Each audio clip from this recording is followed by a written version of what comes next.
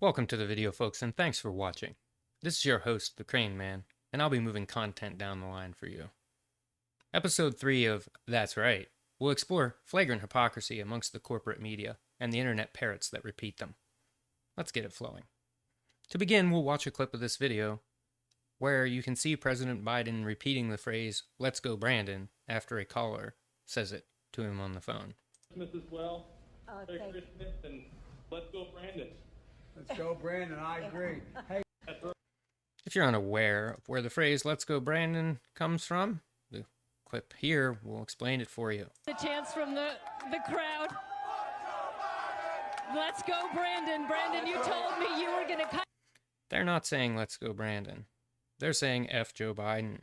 But the NBC reporter needs to run cover for that, so "Let's go Brandon" was born. You can see how angry some people are, even likening the use of the words "Let's go Brandon" when on the phone with the president to insurrection. Political climate in this country.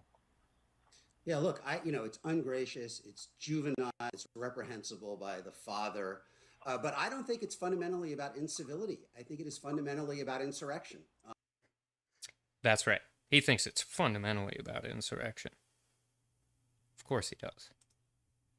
This fella here, he's not happy about the phrase being used against Joe Biden, as you'll see. Oh, let's go Brandon. Why don't you just say fuck Joe Biden? Why don't you get the balls to say fuck Joe Biden? You scared of getting suspended? Are we scared? What are we scared of you for? These people aren't scared. Are you kidding? Jared from Oregon, who prank called Joe Biden, appears to be Jared Schmack. That's right. They had to dox this guy. They couldn't handle it. He disabled a lot of his social media. Not enough, Ron says. Well, Ron, you're going to hunt them down, huh? Lewis says their hate is all they have, and I think Lewis has a pretty accurate take.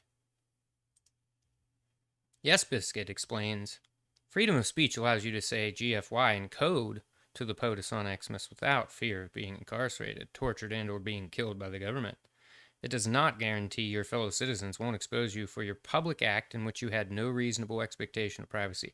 These words are used to justify the doxing, but these people know that they should not have released a private citizen's information simply because they disagreed with his speech.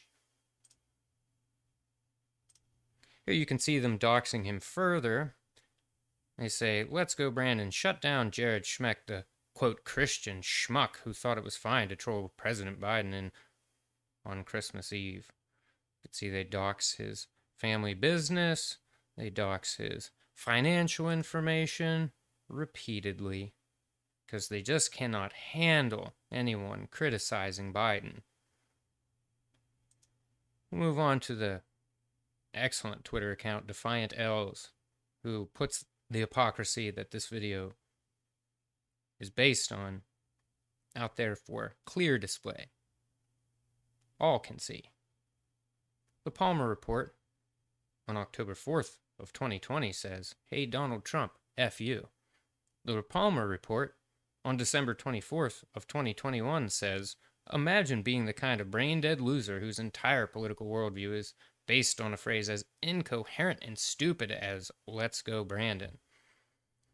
Right? That's right. They can say F you to Donald Trump, but you are incoherent and stupid for saying "Let's go Brandon," even though they're the ones who made the phrase up when an NBC reporter tried to pull the wool over everyone's eyes, masking what the crowd was actually chanting. Moving on to another excellent Twitter account, we see I Hypocrite. In this image, you'll see Andrew Wortman saying "F you" at Donald Trump's handle on Twitter. And then you'll see Andrew Wortman saying, "No, Jared Schmack, you are not, quote, being attacked for utilizing your freedom of speech.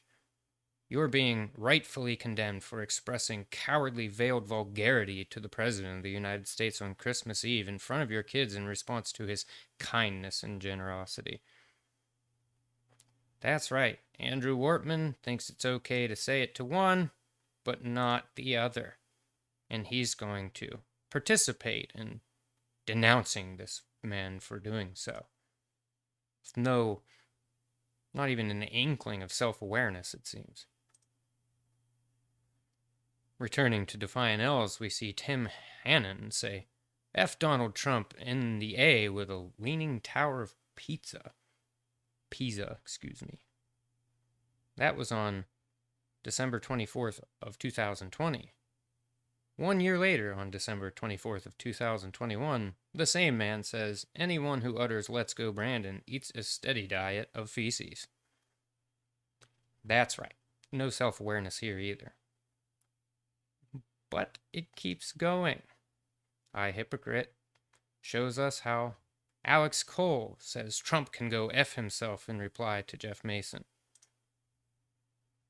But then Alex Cole says, if you are the kind of person who tells the President of the United States to go F himself after he just took the time to wish your kid a Merry Christmas, you really are exactly the kind of deranged loser everyone says you are. They already know that everyone says that this man that they're doxing is a deranged loser, too. Yeah, that's right. They already know that. Back to Defiant L's, who just manufactures some of the best content you'll find. Shows Age Riot tweeting, nobody has ever paid me to protest. When I yell, F Trump, it's free of charge. Now Age Riot is telling us, holiday etiquette. If you have ever shouted, let's go Brandon, you belong at the kids' table.